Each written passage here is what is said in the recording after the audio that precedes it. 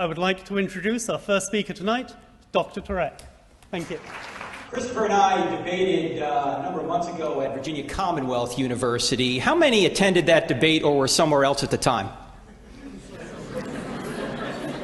Just want to see if you're all listening. You're going to have to listen a lot over the next couple hours because I am going to try and summarize the first 200 pages of this book in the next 20 minutes, and that will require me to speak at about 20 pages a minute, but I can probably do it because I'm originally from New Jersey. I grew up in Neptune. Anyone here from the shore? Hey, forget about it. Unbelievable. Anyway,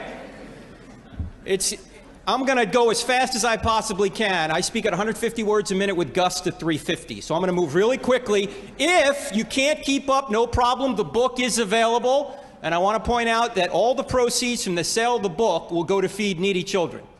Mine, all right? Just so you know, I got 3 kids. 2 of them are in college, so I need some help.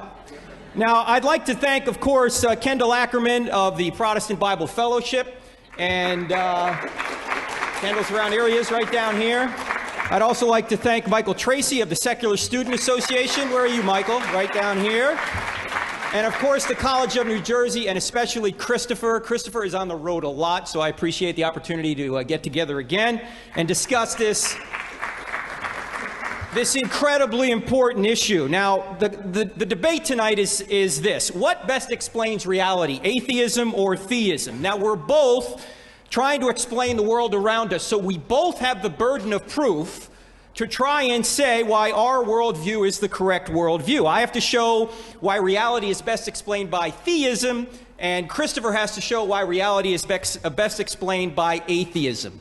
Now, I think we ought to follow the evidence where it leads, wherever that is, and I think the evidence leads us to a spaceless, timeless, immaterial, powerful, moral, personal, intelligent creator. But I want to give you some evidence for that. And in fact, I'm going to rely on the law of causality to do it. And the evidence I'm going to go through is basically 6 arguments, and I've come up with an acronym to help us remember this evidence. I know it's kind of hokey, but it'll keep me on track and keep you on track. The acronym is COSMOS. COSMOS, C-O-S-M-O-S, the Greek word for world or universe. The C stands for the cosmos itself, sometimes known as the cosmological argument. That's the argument that the universe had a beginning, and therefore it needs a beginner. So we'll start there, and we'll start with Stephen Hawking, who's not a believer, but he said this: almost everyone now believes that the universe and time itself had a beginning at the Big Bang. Alexander Vilenkin, who is a Russian cosmologist who worked with Alan Guth at MIT on inflationary theory, put it this way. He called it proof. He said, with the proof now in place, cosmologists can no longer hide behind the possibility of a past eternal universe. There is now no escape. They have to face the problem of a cosmic beginning. Now, why would he say problem? Because some physicists don't like where the evidence is leading. Now, Christopher even admits that the Big Bang is the accepted theory of the origin of the universe. On his book, or in his book, page 65, this is what he says. Now, what is this evidence that the universe had a beginning? Again, I'll give you one more acronym, and this is it. This is the acronym inside a C. It's SURGE, S-U-R-G-E, and this is all in Chapter 3 of I Don't Have Enough Faith to Be an Atheist. And I'm just going to go over it very quickly. And let me stop right here and say one thing. Christopher and I have debated before, and I read some of the comments that people make about the debate, and people will say, well, Turek didn't answer this objection, or Hitchens didn't answer that objection. We only have 20 minutes. We can't cover the waterfront. So I'm not going to be able to get to everything, but let me just go through this acronym very quickly. SURGE. S stands for second law of thermodynamics. The universe is running out of energy. If it was eternal, it would have run out of energy a long time ago. The U stands for the fact that the universe is expanding, discovered by Edwin Hubble in 1929, working at the Mount Wilson Observatory out in California. The deduction of that is that the universe, if we could watch it in reverse, would collapse back to a point of nothing. The R in SURGE stands for the radiation afterglow, discovered just about 30 miles from here by 2 scientists by the name of Penzias and Wilson. In fact, right over here in Homedale, New Jersey, where I used to run all my cross-country races, Robert Wilson and Arno Penzias in 1965 discovered the remnant heat from the initial Big Bang explosion, as was predicted by Hubble and his contemporaries. They won a Nobel Prize for Physics in this in 1978. The G in surge stands for the great galaxy seeds discovered by the Kobe space satellite in 1992. Those great galaxy seeds are basically temperature variations in the radiation afterglow that are so precise they're down to 1 part in 100,000. And the E in surge stands for Einstein's theory of general relativity. Einstein's theory of general relativity shows that space, matter, and time came into existence together. Once there was no space, once there was no matter, once there was no time, and it all leapt into existence out of absolutely nothing. Now, Einstein's theory has been proven accurate to 5 decimal points. Now, what are the implications of this? First of all, what is nothing? I think we ought to define that. I think Aristotle had a good definition of nothing. Nothing is what rocks dream about. That's what he said. That's nothing. There was no space, no matter, no time. Nothing spatial, nothing temporal, nothing physical. What are the implications of this? Agnostic astronomer Robert Jastrow, who until February of last year sat in the same chair Edwin Hubble sat in that Hubble sat in back in the 20s, until last year, that's where Jastrow was. He died, unfortunately, at the age of 82 last February, but he sat in that seat that Hubble did. Here's what Jastrow said in his book, God and the Astronomers. And remember, he's an agnostic. He said, the astronomical evidence leads us to a biblical view of the origin of the world. The essential element in the astronomical and biblical accounts of Genesis is the same. Arno Penzias, the guy from Holmdel, who discovered the radiation afterglow, co-discovered it, said this: the best data we have concerning the Big Bang are exactly what I would have predicted had I had nothing to go on but the 5 books of Moses, the Psalms, and the Bible as a whole. Robert Wilson, also working at Holmdel with Penzias and discovering the radiation afterglow, said this, and he was a believer in the steady state theory before this. In other words, that the universe was eternal. He had to give that up after his discovery. He said this: certainly there was something that set it off. I can't think of a better theory of the origin of the universe to match Genesis. George Smoot, the co-discoverer of the great galaxy seeds, said this: there is no doubt that a parallel exists between the Big Bang as an event and the Christian notion of creation from nothing. Now, we're left with a beginner, or a beginning anyway, and we've got 2 choices. Either no one created something out of nothing, or someone created something out of nothing. Now, which view is more reasonable? No one created something out of nothing, or someone created something out of nothing? For me, I don't think nothing can come from nothing. I mean, even Julie Andrews knew that. She said nothing comes from nothing, right? You've got to have a cause to get something. Now, you can ask who made the someone, and if you want to ask who made God, we can do that during the Q&A. But it seems like someone created something out of nothing. Now, by the way, this is not a God of the gaps argument. Why?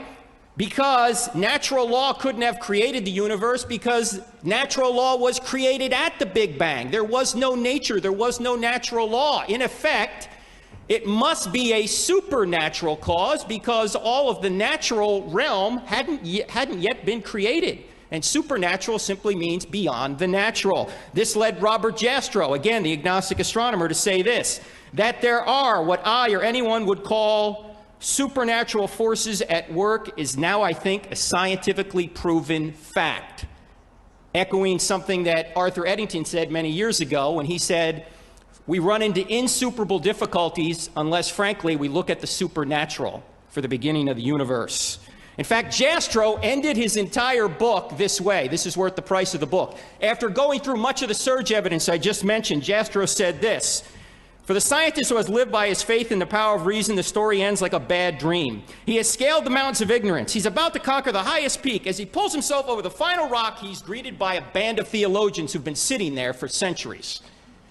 No doubt reading Genesis 1:1. The best explanation for the beginning of the universe is, in the beginning, God created the heavens and the earth. That's the C. A lot more in the book on it. We got to move on to the O. And the O in cosmos stands for order. This is sometimes called the teleological argument for design. Not only did the universe explode into being out of nothing, it did so with extreme precision. In other words, the Big Bang was not a chaotic explosion. How incredibly precise was it? Atheist Steven Weinberg put it this way. He said, life as we know it would be impossible if any one of several physical quantities had slightly different values. There are dozens of these quantities. One of them, as Stephen Hawking identified, was this. He said that if the universe, or if the expansion rate of the universe changed by 1 part in 100,000 million a second after the Big Bang, we wouldn't be here. The universe would not have expanded. or it would have collapsed back on itself, or it never would have created galaxies. That's how precisely designed the Big Bang event was. Not only was the Big Bang event precisely designed, so are many constants about our universe right now. If you change the gravitational force by 1 part in 10 to the 40, we wouldn't be here. What's 1 part in 10 to the 40? Illustration. Take a tape measure, stretch it from that back wall to the front wall in inches. If you set gravity at a particular inch mark on that tape measure and move the strength of gravity 1 inch in either direction proportionally, we go out of existence. But the problem is the tape measure doesn't go from that wall to this front wall. It goes across the entire known universe. You change gravity that much in the entire known universe, we don't exist. For you Navy people out here, I was in the Navy for many years. Think of an aircraft carrier. If you take an aircraft carrier like the John Stennis or the Ronald Reagan, which displaces 110,000 tons, has a runway on it that's about 3 lengths of a football field, has 5,000 to 6,000 people on it, several stories high. If you were to change the weight of that aircraft carrier by less than 1/1,000,000th the weight of an electron, it would be uninhabitable if the aircraft carrier was the universe. That's how incredibly designed the universe is. Arno Penzias again said, astronomy leads us to a unique event, a universe which was created out of nothing, one with the very delicate balance needed to provide exactly the right conditions required to permit life, and one which has an underlying, one might say, supernatural plan. Frank Tipler in 1986 wrote a book called The Anthropic Cosmological Principle with John Barrow. It's the classic work on the fact that the universe is precisely tweaked to support life. Here's what Tipler has since said. When I began my career as a cosmologist some 20 years ago, I was a convinced atheist. I never in my wildest dreams imagined that one day I would be writing a book purporting to show that the central claims of the Judeo-Christian theology are in fact true, that these claims are straightforward deductions from the laws of physics as we now understand them.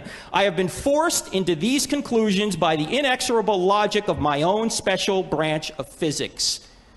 Now, some people, we may even get into Darwinism later. Like Darwinism saves atheism. Darwinism does not save atheism at all, because you need a universe before you can ever get to life. And it shows here, and then you need life. The universe needs a designer. The universe itself, not just life. So that's the O. Let's move on to the S, which is another branch of the of the teleological argument. The S stands for specified complexity. In everyday English, specified complexity is information. Let me give you an example. Let's say you're walking along the beach, say down here in Belmar, where I was today. Had a nice run on the beach today on a boardwalk in Belmar. Let's say you're walking along the beach in the summer, and you look down as you're walking along the beach, and you see in the beach someone has scrawled, "Bennies, go home." Now, some of you don't know what bennies are, but bennies are basically tourists. Are you going to say that the waves came up and put that message in there? Or that the crabs came up and said, "I'm tired of all these tourists stepping on me. I'm going to put a message there for them to go home"? No, you'd say, somebody, some intelligent being put that in there. Or then you put your head back on the pillow or back on your towel, and you look up and you see in the clouds, "Drink Coke." What do you assume? Unusual cloud formation? Do you go, "Wind coming from the north today"? Do you go, "Oh no, I got it, it's cloud evolution"? No, you say there had to be a skywriter up there. Why? Because messages only come from minds. We know of no natural law that can create a message. Messages only come from minds. Now, let's move into life. A simple, so-called simple, one-celled creature has 1,000 complete sets of Encyclopedia Britannica worth of information in it. 1,000, let's say 1,000 volumes of Encyclopedia Britannica in it in terms of its DNA. DNA. That much information in it. Now, to believe that that resulted by natural forces without intelligent intervention is like believing that the Library of Congress resulted from an explosion in a printing shop. I don't have enough faith to believe that. You have to have more faith to believe that that happened that way than to say that somebody put intelligence into it. In fact, this is not an analogy, by the way. The analogy or the comparison of information to DNA, in fact, it's a one-to-one correspondence. The only difference is DNA has a 4-letter genetic alphabet. English has a 26-letter genetic alphabet. Bill Gates said DNA is like a software program, only much more complex than anything we've ever devised. And in fact, the sequence of letters in DNA is not determined by chemistry. It's information. It has nothing to do with the four natural forces. In fact, just like the letters in this book were not put together by the laws of ink and paper, the letters in DNA don't appear to be the result of anything other than intelligence. Intelligence put this together, not natural law. Anthony Flew, who was an atheist, one of the more famous atheists until he became a deist or a theist recently because of this evidence, put it this way: it is impossible for evolution to account for the fact that one single cell can carry more data than all the volumes of the Encyclopedia Britannica put together. It now seems to me that the findings of more than 50 years of DNA research have provided the materials for a new and enormously powerful argument to design. Sir Fred Hoyle, also an atheist, said this: the likelihood of the spontaneous formation of life from inanimate matter is 1 in a number that has 40,000 zeros following it. If the beginnings of life were not random, they must therefore have been the product of purposeful intelligence. He went on to say this: a common sense interpretation of the facts suggests that a super intellect has monkeyed with physics as well as chemistry and biology, and that there are no blind forces worth speaking about in nature. Again, this is not a God of the gaps argument. Why? It's not just that we lack a natural law for Bennies go home, or we lack a natural law for a book like this. It's that a book like this is positive, empirically verifiable evidence for an intelligent being, because messages only come from minds. The M in cosmos stands for the moral argument. If just one thing is morally wrong out there, like, for example, it's wrong to kill Jews, or it's wrong to torture babies for fun, or it's wrong to participate in a religious crusade, then there has to be a God. Why? Because if there is no God, it's just your opinion against, say, Hitler's opinion. It's just your opinion against bin Laden's opinion.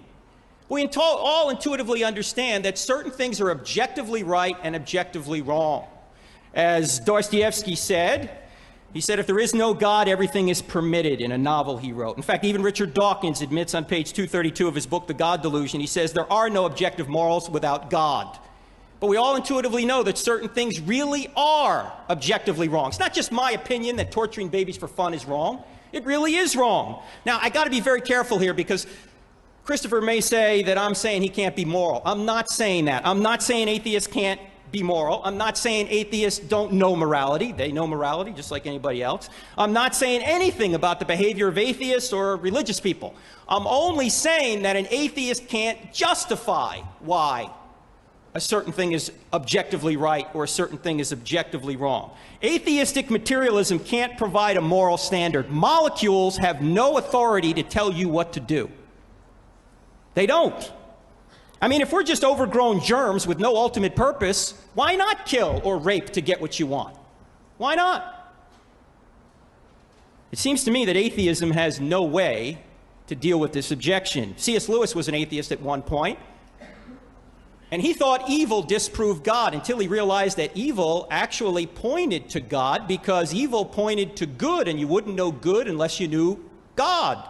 In fact, here's what Lewis said: as an atheist, my argument against God was that the universe seems so cruel and unjust. But how had I got this idea of just and unjust? A man does not call a line crooked unless he has some idea of a straight line. What was I comparing this universe with when I called it unjust? Bottom line, since objective moral values exist, God exists.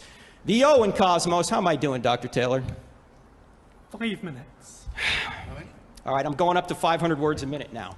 The O in cosmos stands for objectivity. Objectivity, particularly in the laws of logic, mathematics, and even science. In fact, this debate and any debate presupposes that there is an objective standard of truth out there that our minds can access and understand. Christopher says he's closer to that objective standard, and I'm saying, no, I'm closer to that objective standard. If there's no objective standard out there, what are we doing up here but emoting?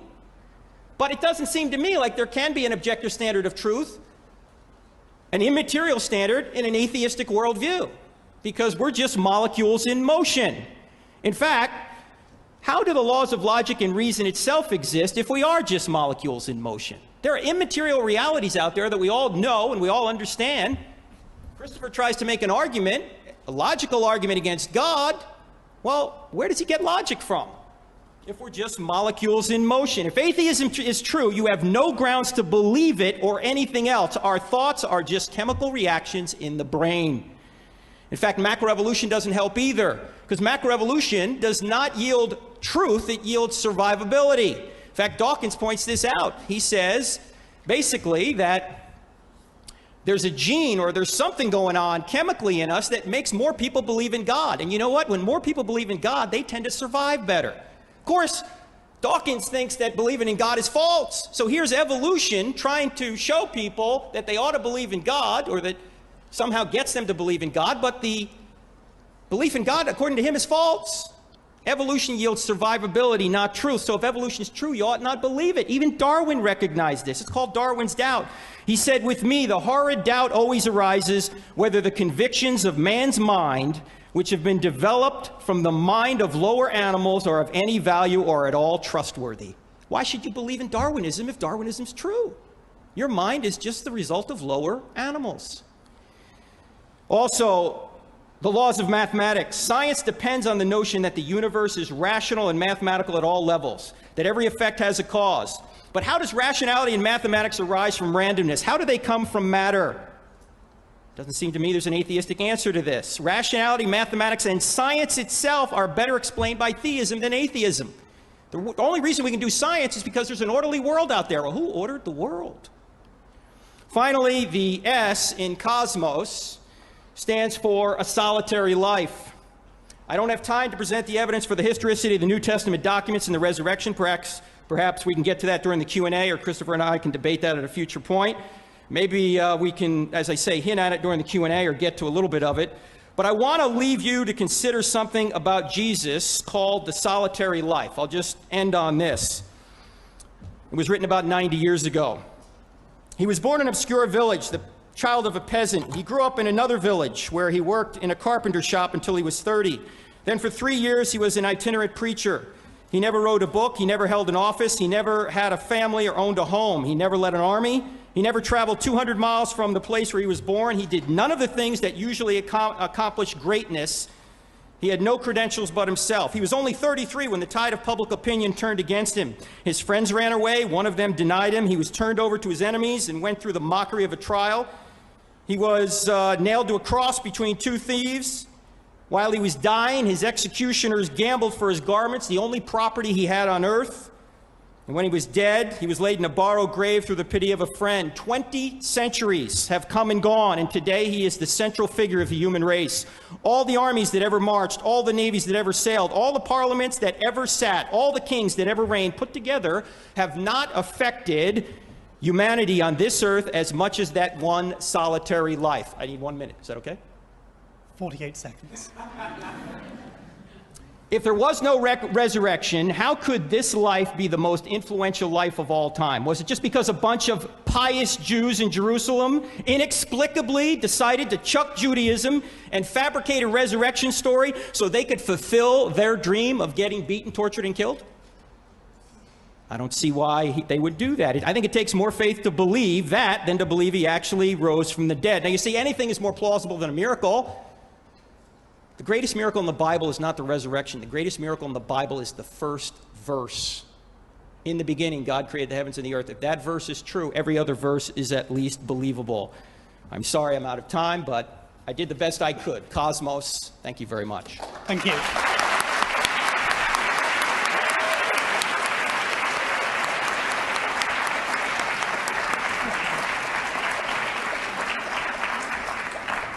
Now our second speaker, Christopher Hitchens.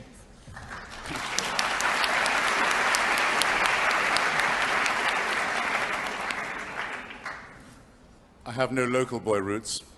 I am a Navy brat, however. Commander Hitchens of Portsmouth. I'd like to assure you, ladies and gentlemen, brothers and sisters, comrades and friends, that isn't the best that Frank can do. He ended with that pious hope. He must indeed hope it isn't. I've seen him do better in his 20 minutes. He barely got his trousers off, as a matter of fact, before he had to sit down, because he didn't get beyond deism. I don't think he even intended much to get beyond deism. If there was a word atheist, it would describe me probably rather better than the vulgar word atheist does. I don't have a special word for saying why I don't believe in Santa Claus, for example, or why I don't believe in the tooth fairy, or why I don't believe in astrology. I don't need a special word for that. I assume, with me, you assume that these are fairy tales, man-made fables, either for the frightening or the amusement of, depending on need, children. I don't believe there is a supernatural dimension, and I don't believe there have ever been any miracles, so I don't believe that prayers are answered. I don't believe any of this. None of this comes up so far in this argument. I'm not arguing with a religious person yet at all. I'm arguing with someone who claims to know more than I do about physics and biology. It's possible that he does. Many, many people do. But bear in mind that we cannot say that we know that there was not a prime mover. It's not within our compass. Pitifully ignorant as we are, only scrabbling on the lower slopes of the study of physics, as all of us are, even the best, we may not say that we know there was no prime mover. We may not say that. We can say that all the laws appear to operate without that assumption. It's very, very, very rare indeed to meet a physicist of any standing, from Einstein onwards, who is not at the most a Spinozist. In other words, someone who might say there could be a pantheism somewhere, there could be a force, but there is no way you can take a step from the laws of physics, the observable creation of the cosmos, that leads you to the belief that there is an intervening personal God who does answer prayers, who does watch over you, who does notice what you're up to, who does mind what you do, who you sleep with and in what position, what you eat and on what days of the week, what propitiations and sacrifices you will make, what commandments you will observe. There is no possible way, no one's even tried it, of getting from the laws of physics or biology to any such idea. So from the person who says, I'm a deist, I don't think all of this can be an accident, there must be some cosmic force, I say, I can't disprove it, though I think the cosmos functions without it, but you have all your work, sir or ma'am, still ahead of you before you can say that Jesus of Nazareth was a real person, let alone that he was the Son of God, let alone that his mother was a virgin, let alone that he was resurrected. None of these things, by the way, would prove he was the Son of God, if they did happen, nor would they prove that his doctrines were not erroneous. A resurrected person who was the son of a virgin could still be talking nonsense. There's no logic that says he must be right. If I'm having an argument with you, sir, and you say, you lose, boy chick, I say, how come? Because my mother never went to bed with another man. Your logic is faulty. I think my case could remain just as strong as ever it was. In default of that, I must say, rather bizarre intervention. Now, why do we have religion in the first place? Why are we having this discussion? Why does Frank feel the need to talk in this way? Because we are pattern-seeking mammals. It's part of our evolution. We look for patterns. We're designed to look for them. And if we can't find a good explanation, we'll come up with a bad one, rather than none at all. Most people would rather have a conspiracy theory than no theory. It's very observable that. There's a lot of junk science around before good science arrives. Before we have astronomy, we have astrology. Before we have chemistry, we have alchemy. All of these things are derivatives of religion, because in a very sinister verse of the Bible that used to upset me when I was being forced to listen to it as a little boy, it says, seek and ye shall find. Yes, that's exactly right. Seek and you will find. Seek for an explanation of volcanic eruptions when you're living in a primitive society, and you will think they're probably a visitation from an angry deity. And if you're told you can postpone the next eruption by throwing a few live babies into the lava down the crater, that's what you'll do. Religion has just started. Religion has just begun. Why do some people get the plague and others not? Because they're sinful. Where's the plague coming from in the first place? It's a punishment from God, and or, in early Christian society, the Jews have poisoned the wells. So we'll go and get them. Again. Because we already hate them because they killed our Redeemer. They committed deicide. All of them did. All of them. No one's exempt. Indeed, if you have to be a Christian, it's an article of their faith that we were all present at Calvary. We all drove in the nails, the Jews particularly so. And we all have to expiate this guilt for a crime that may or may not have been committed, but if it was committed before we were born. What is this? It's not physics. Okay? It's not biology. It's not science. It's faith. Why don't you fly under your true flag, sir? Why don't you say these things must be believed as articles of faith? Don't try and derive it from science. Now, I can't improve on the argument that David Hume came up with against the idea of the supernatural, against the idea that the laws of nature are occasionally suspended in order to make people's faith a little more secure. Ambrose Bierce, in his Devil's Dictionary, you may remember, says under prayer, under P for prayer, a request that the laws of nature be suspended in favor of the petitioner, himself admittedly unworthy. David Hume puts it a little more acidly than that. He says, if you see the laws of nature apparently suspended, perhaps a virgin's given birth, perhaps a leper has suddenly stopped being a leper, who knows what it might be, you know the sort of thing, you have to ask yourself one of two things. Well, actually, you have to ask yourself both. Which is the more probable, that the laws of nature have just been suspended, or that I am under a misapprehension? That's if you are an eyewitness yourself to the morning. If you're hearing about it second, third, fourth, and fifth hand, you have to ask this question with redoubled and trebled and quadrupled force. And the likelihood is which? That the laws of nature were suspended, or that somebody may be garbled, maybe a rumor got around. If you make this assumption, then nothing is mysterious about reality. Nothing is mysterious at all. It would explain why everyone seems to die and no one comes back. No longer a mystery about that. It would explain why some people are cured of leprosy and other even worse diseases if they go to the doctor, and if that doctor has access to certain kinds of drugs, but not if they don't. The great theologian Lancelot Andrewes, the Archbishop of Canterbury, during the Black Death, wondered. He said, it seems odd to me. There are people who go to church and pray, and they give their tithes, and they do everything that they're supposed to do, and they lead godly lives, and yet they seem to die of the plague just as much as the sinners do. He went to his grave, the Archbishop, not realizing that he'd very nearly stumbled on a very good point. After all, the discussion before us this evening is what explains reality better? Well, I think my explanation is probably, so far, not the inferior one. I've seen myself the fabrication of a religion or of a religious figure. I've seen it done before my very eyes in the case of the fraudulent woman calling herself Mother Teresa, though she certainly was a virgin and never had any children, and actually named Agnes Bujashu, an Albanian crook who worked in Calcutta, who was considered by those who read only the newspapers as a friend of the poor, but was in fact a friend of an advocate for poverty. She believed poverty was a gift from God, that suffering ennobled people. She didn't believe in this for herself, for poverty, because she took several $1 million from, among other people, the Duvalier family in Haiti, probably the most cruel deceivers and oppressors of the poor in the late 20th century, from the Charles Keating savings and loan racket in California, the so-called savings and loan scandal, from many, many other depraved rich persons, and used the money to build not a teaching hospital in Calcutta or a clinic, or for the relief of poverty or hunger or disease or anything of the sort, but to build over 150 convents in her own name to found an order that would glorify and magnify herself. And that's where the money went.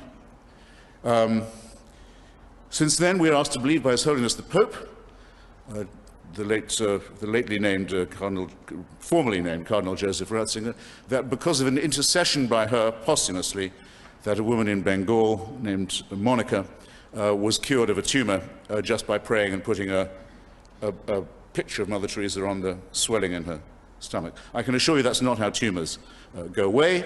Ladies and gentlemen, I can also assure you the last thing India needs is to be told that its people, when they're ill, should go to faith healers and shamans, and the enormous number of witch doctors, crooks and charlatans who there are in the subcontinent. Many people will die if they follow this kind of advice. And the doctors in the case have already testified, before anyone else could be heard from, that they understand perfectly what medicine they gave her, how she responded to treatment, how normal the disorder was, how predictable was the recovery. But you're going to be told quite soon from St. Peter's Square in Rome that this was a miracle and it fulfills the conditions for this terrible woman to be made into a saint. I watched every stage of this. I saw it happen. I went to Calcutta. I've interviewed people who were concerned in the miracle case. I was asked myself by the Vatican to come and testify against the ridiculous canonization and beatification of this woman. I know how religion gets started, and it gets started because we like our illusions, and because the world, the realm of illusion, is very, very precious to us. But again, the matter for this evening is, does deism, theism, or atheism best explain reality? And once again, I don't think my explanation fails. How am I doing for time? 8 minutes. Bloody good. This question of the beginning of things is, of course, very important. And if you think that it must have had a beginner as well as a beginning, that it's not just a design or an apparent design, but it must have had a designer, you are only asking for another question to be asked, which is, who created this creator? Who designed this designer? Who fixed up this prime mover? Who was the prime mover for that prime mover? The common word for this in logic and some philosophy courses is it's an infinite regression. It doesn't really get you anywhere, but as I say, it wouldn't get you to religion, even if you could prove that there must have been a prime mover. It wouldn't get you to the worship of other human beings as if they were prophets or saviors or redeemers. It can't help you get there. You have to believe that as a matter of faith or not. You can't do it from physics. There's furthermore, I think, an almost insuperable ontological problem involved here. Suppose it to be true. Suppose that I concede it. Suppose there must be such a designer, or an individual, an intelligence, something like a person that does this. How could I know it? Which person is smarter, sufficiently smarter, perhaps I should say, smart enough, smarter than me, smarter than anyone here, smarter, I dare say, even than Frank, to know this person and what's in his mind? I submit that it's not possible for another human being to tell you he knows this to be true, any more than it's possible for me to tell you, which I don't try and do, because I'm not unreasonable in this way, that I know it isn't true.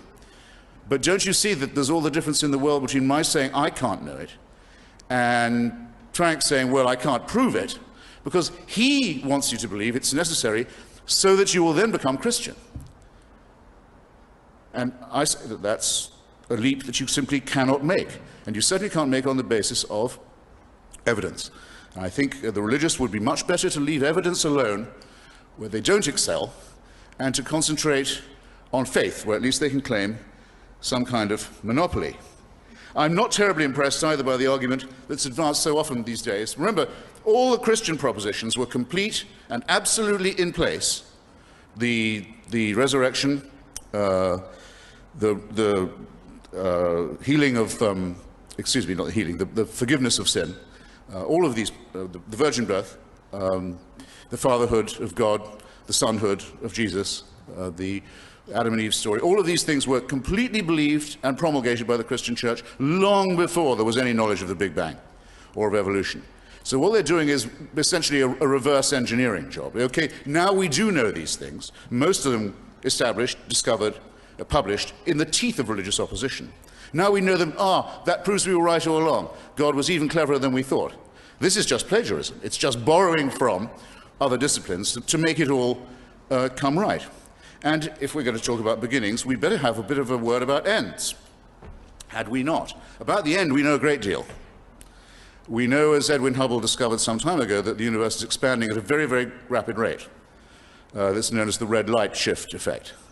It was thought by most physicists that that wouldn't go on at the same rate for very long, that the rate at which everything was racing away from itself would diminish. The sort of Newtonian logic would suggest that. In fact, it's been shown very recently by a brilliant physicist named Lawrence Krauss that the Hubble rate is actually increasing. Things are flying apart much, much faster than we thought.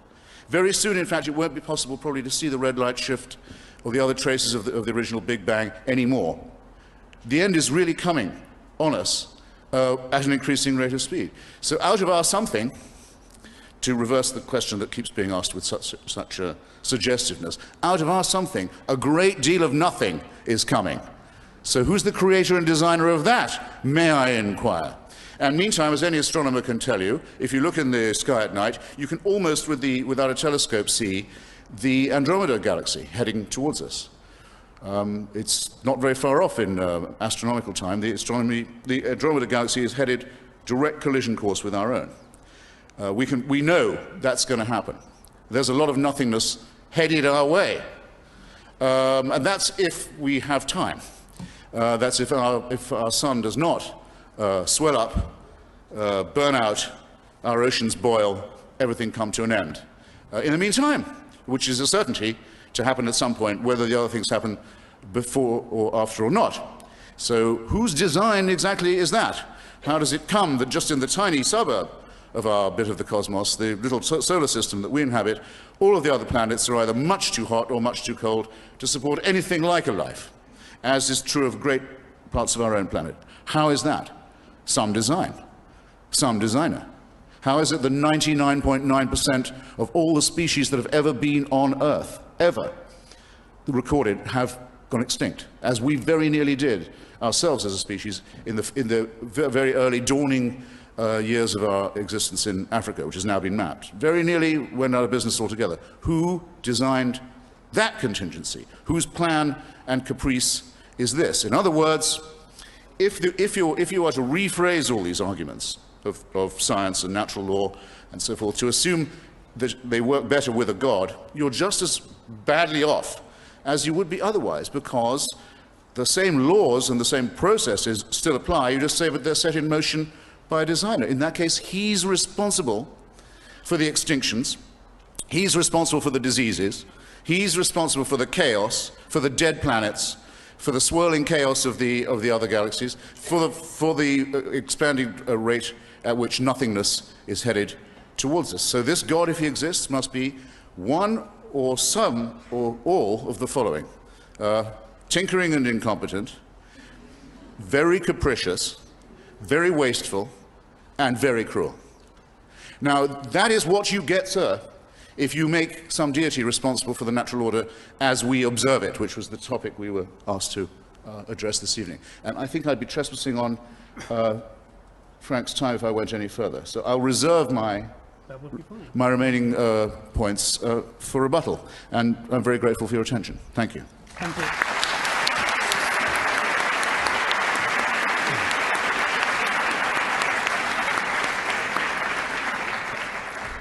Now, Dr. Turek has 10 minutes for rebuttal. Thank you. I wish I had an English accent. Let me try and go down many of the things Christopher said. He said, I just proved deism, not theism. Notice the creation of life is not a deistic concept, neither is the resurrection of Christ a deistic concept. But I might ask Christopher later if he's a deist now. That would be good. He said he doesn't believe in miracles primarily because of David Hume. But I think Hume's argument is discredited. Hume said that the evidence for the regular is always greater than that for the rare, so you ought to always believe in the regular. The problem with the argument is, with that premise of the argument, is that the evidence for the regular isn't always greater than that for the rare. In fact, if Hume were here today, he would believe in the Big Bang. And that's a singular event. It hasn't happened over and over and over again. It's not the Big Bang, bang, bang, bang, bang, bang, bang theory. It happened only once. He would also believe in the spontaneous generation of life. If it happened at all, it happened only once.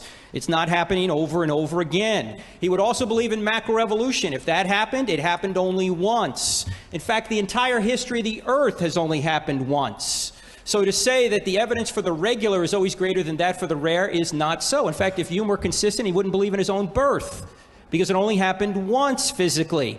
There's two realms of science. There's empirical science, where you can do something over and over again, and there's forensic science, where you got evidence, and it's a situation where you can just look at the evidence and try and figure out what happened in the past based upon the resulting evidence. It's like a criminal investigation. Singularities happen all the time, and it's kind of odd for Hume to say that you ought not believe in a rare event if it really happened. Suppose it did happen, like the Big Bang. If it did happen, Hume says you ought not believe in it. There's some problem with that argument. Also, for miracles to get our attention, they by definition have to be rare. They can't be regular events. If they were regular events, we'd think they were part of the natural phenomenon. So they have to be rare to get our attention. So Hume's argument is about believability. It's not about actuality. Miracles can actually occur, and Hume is saying if they actually occur, you ought not believe in them. That's a bad argument. Also, he said, you can't say there was no prime mover. That's what Christopher said. And that's what I'm saying. You can't say there was no prime mover.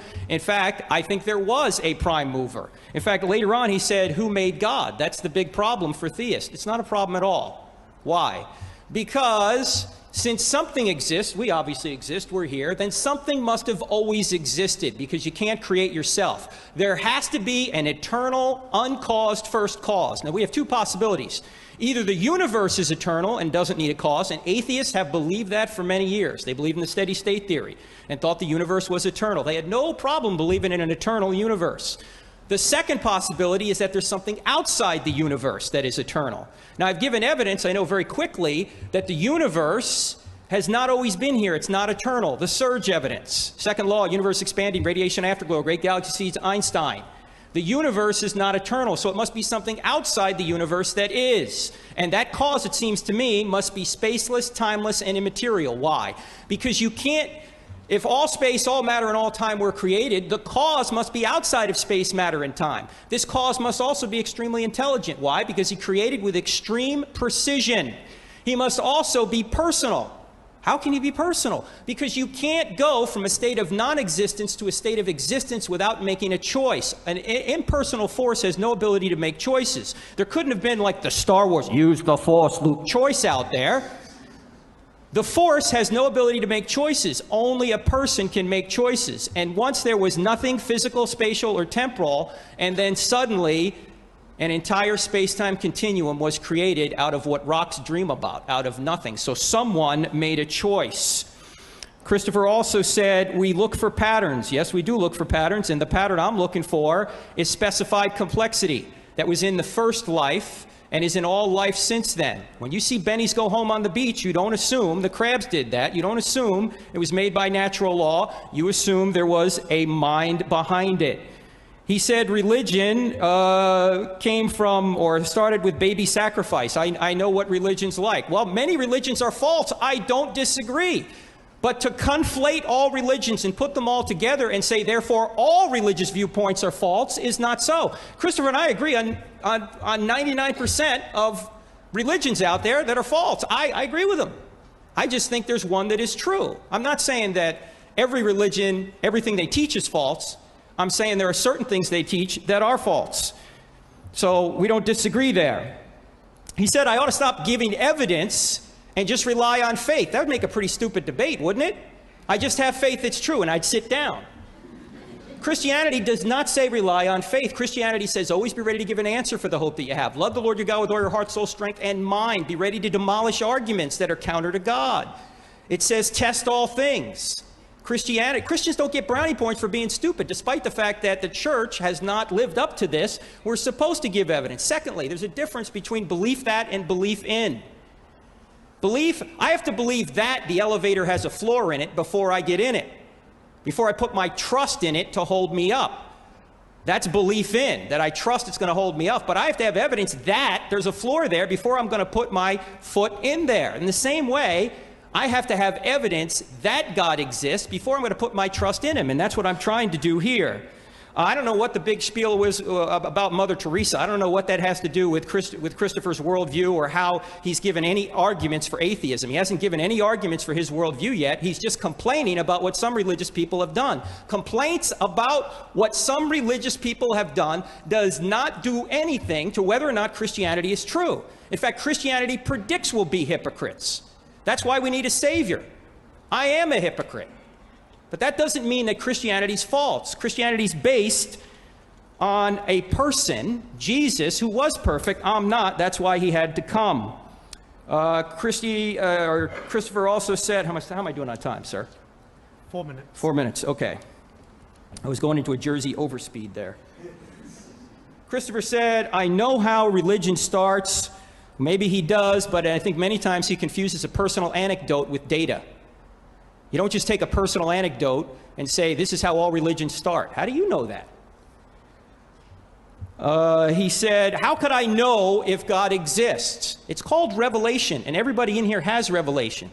There's two types of revelation. There's natural revelation and special revelation. Everybody in here and everybody out there knows there's a creator God from creation, because we know God by his effects, and also from conscience. Those two things show that there is a creator and a moral creator. The third revelation is through Christ and the Bible, in my view. Now, as I said, I haven't had enough time to go through all the data. I've got several chapters, and I don't have enough faith to be an atheist, trying to show why I think the New Testament documents are true. But that would be revelation. I don't see why, if I write Christopher a letter and I say, Christopher, this is what I'm thinking, like we did email, trying to arrange this debate, he could figure out what my thoughts were. I can't see why God couldn't do the same thing. If he wants to write a book or a book of letters or whatever to try and tell us what he's about, he can do that. Not a problem. He said something about proof. I'm dealing with a probability argument here. Am I absolutely sure Christianity is true? No. I'm not absolutely sure. There's very few things you can be absolutely sure about. I'm trying to give a probability argument based on the evidence that there is a spaceless, timeless, immaterial, powerful, moral, personal, intelligent creator who ultimately revealed himself in Jesus Christ about 2,000 years ago. Now, could I be wrong about that? Yes, I could. And during the Q&A, throw some stuff at us. That's fine. But Christopher seems to say that I just want you to convert to Christianity. Well, I'd love for you to do that, as if he's not trying to get you to convert to atheism. What do you think he's doing here at this debate? He wants to get you to agree with him. And for many good reasons in many cases. That maybe you ought to give up false religious beliefs. You ought to. I agree with Christopher on that. If they're false, give them up. But don't throw the baby out with the bathwater. A lot of times there may be things that you think are false that really aren't. Christopher finally talked about the issue of some design. This universe is heading toward oblivion. Look, the very fact that something may be degrading doesn't mean it wasn't designed in the first place. Your car is currently degrading right now, but that doesn't mean it wasn't designed. There's something in the universe known as the second law of thermodynamics, and it basically means we're all going to go to heat death. That's true. Now, you can't say that the designer was capricious because you don't know the intentions of the designer. The only way you can say that something wasn't designed optimally is if you know what the intentions of the designer were. How does he know what the intentions of the designer are? Well, maybe he wants the universe to go to oblivion so he can then create a new heavens and a new earth, which is exactly what Revelation 22 says. If you notice, Christopher has not given any real positive evidence for his worldview. He has not dealt with the fact that the universe exploded into being out of nothing, the extreme fine-tuning that arose from chaos, how the first life filled with libraries full of a genetic code arose from non-life, how morality arose from materials, and how materials have any moral authority over us. In fact, he just called that the designer cruel. How does he know cruel if we're just molecules in motion? Where does cruel come from? There's no cruel. There's no truth. There's no nothing. We're just chemical reactions up here. So if I'm doing something wrong, if you don't agree with me, forgive me, but I have the wrong chemicals. Thank you.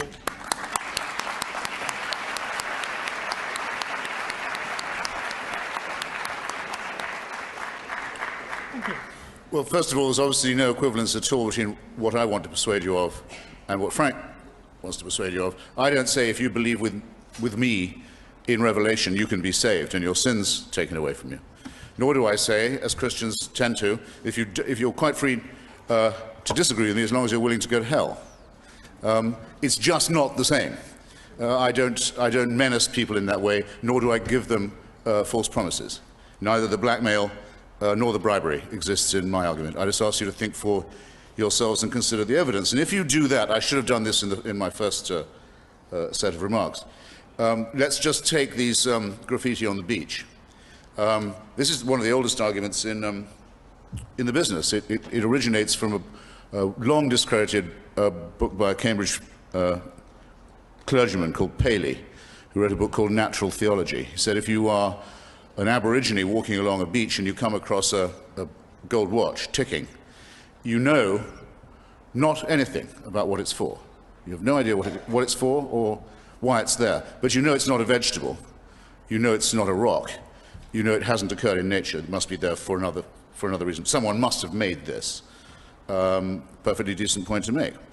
But the organisms such as ourselves are not mechanisms. They're not wound up. They're not jammed together in this way. And if any of you will cast your eyes over any work the Darwinian alternative explanation for this. The best is actually called The Blind Watchmaker. It's by Richard Dawkins. You'll see that it's perfectly intelligible and well understood and has been computer modeled now to the satisfaction of 99% of all readers in the matter, that we know what the building blocks of existence were and how very, very long and haphazard, with so much extinction, 99% of all species, so much adaptation, so much hit and miss, that it was all put together. There's no mystery about it. The non-theistic, the non-deistic view does describe this reality and has more or less mastered the description of it. If you, no, I've brought the wrong page of what I wanted to say. If you take the opposite view, here's what you have to think. Francis Collins, who did the Human Genome Project, reckons that Homo sapiens, he's a great believing Christian, by the way, Dr. Collins, great man. Homo sapiens has been on the Earth for at least 100,000 years, our species. Not very long. Some think it may be as many as 250,000 years. Richard Dawkins thinks it could easily be 200,000 years. I don't particularly mind. I'll take the low end. Let's take the Christian Dr. Collins' view that we, our own primate species, has been around on Earth for 100,000 years. Now, if you don't take the view I just offered you, the anti-paleo view, here's what you have to imagine. That for 98,000 of those years, humans were born, most of them actually not succeeding in being born, because a good percentage, maybe more than half, would have died in the experience of being born, would have died in childbirth, many of them taking their mothers with them. Life expectancy for the first 50 or 60 or 70,000 years or so, actually the first 80,000, of not much more than 25 to 30 years. Mysterious, terrible plagues and diseases and pains. Inexplicable, unanalyzable, incurable. Terrifying events like tidal waves, volcanic eruptions, purely scary. No idea where this is coming from. Fear and trembling. As if that's not bad enough, the prefrontal lobe is rather small of this species. The adrenaline gland is rather bigger than it needs to be. There's a lot of fighting. There's a lot of conflict. There's a lot of warfare over territory, over food, over women, even more casualties, even more suffering, torture, enslavement, all of this. And for the first 98,000 years, heaven, the designer, watches this with perfect indifference as a spectator. And then around 2,000 to 3,000 years ago thinks, this won't do. We better intervene. These people need a revelation. In fact, they need a savior. So we'll send them one, but we'll send him or her or whoever to the most remote and illiterate and superstitious part of the Middle East. And then we'll see if the news can spread from there, and if anyone will believe it if it's written down. Well, they got the last bit right. People are willing to believe that. But I ask you what it is to believe such a thing. Now, 100 years ago, I couldn't have made this point because we wouldn't have had the information on which to base this supposition. We wouldn't have known that something like that is what you'd have to believe.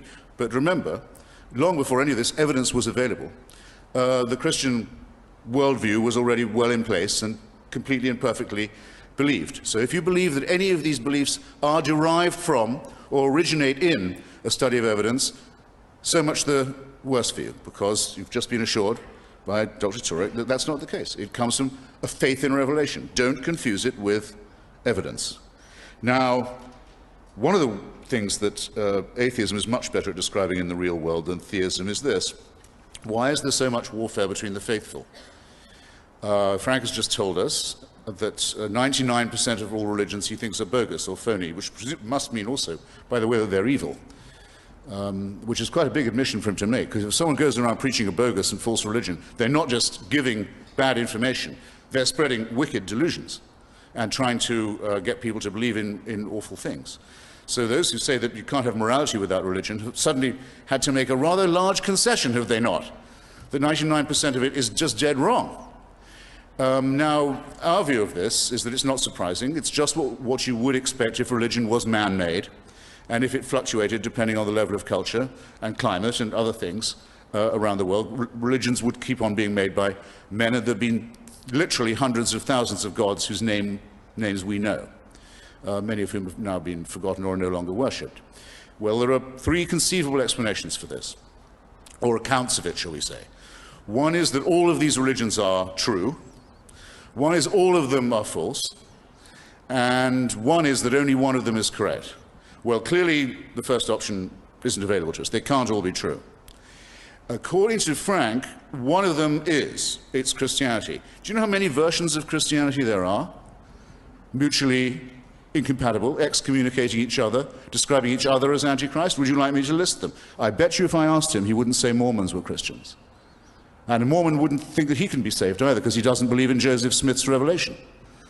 And the Pope of Rome, the Bishop of Rome, says that the Roman Catholic Church is the only way to salvation. It's the only true church. The others aren't really Christian at all. So all you're doing is multiplying that difference again, whereas the obvious, the clear, the lucid answer is staring you in the face. It's available to all. There's no mystery to it. This stuff is man-made.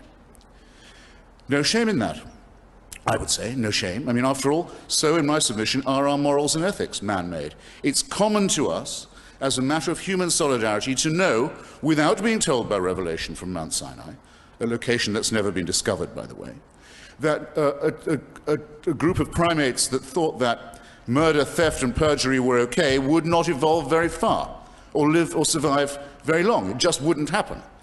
We have a duty to each other, and we better understand it or die. There is no society that hasn't made or drawn this conclusion. Societies that fail to, that practice things like cannibalism and incest, literally do die out. They don't survive. They don't adapt. They don't evolve. They don't make it. Again, no mystery. But to say that without God we wouldn't know, and that without God any evil we did would be thinkable, is the precise reverse of the case. I put it to you, ladies and gentlemen, brothers, sisters. Is it not rather the case that with God everything is permissible? That once a primate believes he has God on his side, that primate is capable of anything. The suicide bombing community, more or less 100% religious. The genital mutilation community, practically 100% religious. The injunctions and warrants in the Bible, in the text itself, for slavery, for genocide, inescapably right there, and acted upon, and in the name of God, by primates who thought they had God on their side. It is when people think they are God's appointed or anointed that any kind of wickedness is possible. Let me ask you, rephrase it and ask you the question in reverse. Can you, sir, or can anyone here, name a moral or ethical action or statement that could be made by a believer, a moral or ethical statement or action, made or taken, uttered, that couldn't be made or uttered or taken by me as a non-believer? You have to think quickly. No, you don't. You've got all night. I'll give you my email. There's a prize for anyone who can name me the moral action I can't commit that a believer can. Now, I've never had an answer yet. I don't expect to. But if I asked you, think of a wicked action you've heard of that could only have been committed by someone who believed they had God on their side, you've already thought of it. You know, you don't have to hesitate. You just have to think of the last suicide bomber, the last genital mutilation, the last jihad, the last crusade, the last alliance between the Vatican and fascism, anything you like, and it's done. So it's an insult to be told that without superstition and without the supernatural, we wouldn't know how to treat one another well, we wouldn't know the difference between right and wrong, we couldn't perform a right action or utter ethical remarks. It's a degrading insult. It makes us serfs. It makes us slaves. It makes us people dependent upon a celestial dictatorship that cannot be altered, that watches us while we sleep, whose verdicts cannot be challenged, who can convict us of thought crime.